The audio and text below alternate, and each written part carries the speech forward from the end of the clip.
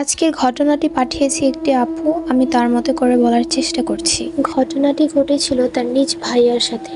তো যাই হোক, গল্প শুরু করি। সালটা হবে তখন 2013 কিংবা 14। আমার বড় ভাইয়ের বয়স তখন 18 কিংবা 19 বছর।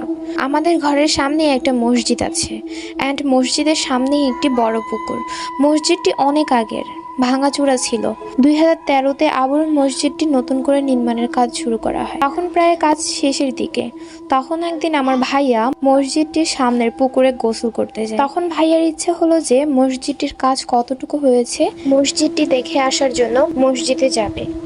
তারপর ভাইয়া অজু করা ছাড়াই মসজিদে ঢুকে যায়। বলে রাখা ভালো, আমাদের মসজিদটিতে সবাই বলে নাকি 7টা জিন আছে। যখনই ভাইয়া মসজিদের মাঝ বরাবর গেল, হঠাৎ করে ভাইয়াকে কে যেন একটা জোরে থাপ্পড় দেয়। ভাইয়া চারদিকে তাকিয়ে কাউকেই দেখতে পায়নি। সে ভয় পেয়ে বাসায় চলে আসে। বাসায় আসার পর আম্মু দেখে যে ভাইয়ার পুরো শরীর কাঁপতেছে, অ্যান্ড ভাইয়ার বাম গালে হাতের 5টা আঙ্গুলের ছাপ বসা। তখন আম্মু জিজ্ঞাসা করলে ভাইয়া আম্মুকে সব খুলে বলে, অ্যান্ড আম্মু ব্যাপারটা নানুকে বলে। তখন নানু বলে যে এটা হয়তো জিনের কাজ, অজু করা ছাড়া ওখানে গিয়েছে, তার জন্য হয়তোবা তাকে সতর্ক করে দিয়েছে। ব্যাপারটা এখানে শেষ হলে হয়তোবা ভালো হতো, কিন্তু ব্যাপারটা এইখানেই শেষ নয়। তার কিছুদিন পর ভাইয়া রাতে ঘুমের মধ্যে একটা স্বপ্ন দেখে।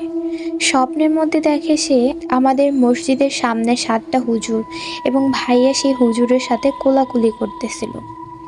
তখন একটা হুজুর ভাইয়াকে বলে, তোকে আগে কিছু বলিনি, শুধু একটা থাপ্পড় দিয়েছিলাম, আর কিছু করলে তোর খবর আছে। এটা বলে হুজুররা চলে যায়, অ্যান্ড ভাইয়ার ঘুম ভেঙে যায়।